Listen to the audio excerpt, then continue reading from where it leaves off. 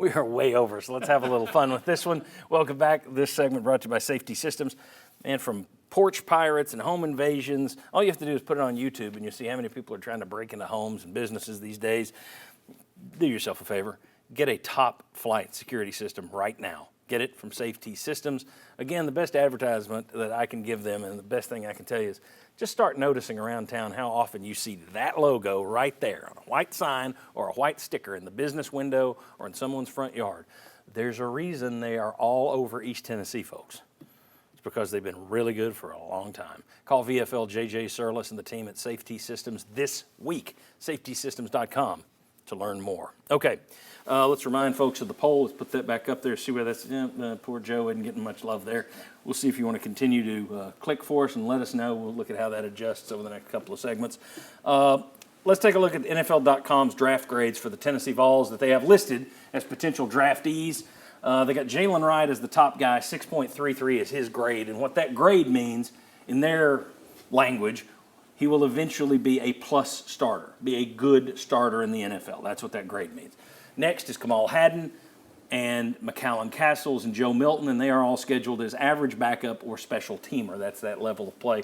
Jabari Small and Ramel Keaton, priority, undrafted free agent. Quick question, we'll catch back up on this one. Do you agree with the way that's listed there?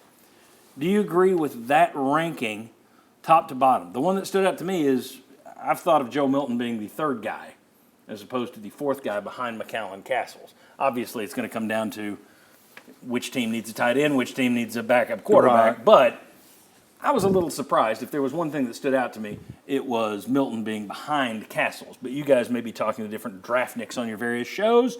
You may have been hearing that all along. Josh, what are your thoughts on that?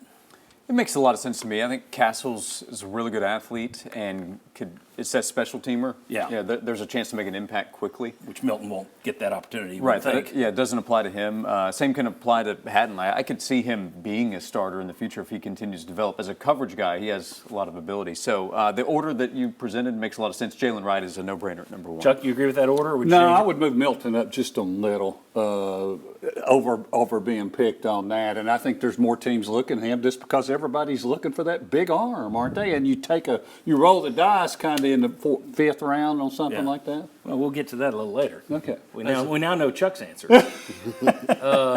Gentlemen. As a prospect, I would have Milton rated ahead of Castles. As a pro, Castles will be better than Milton. In fact, I think Castles is going to be the second best pro out of that group. Behind Wright.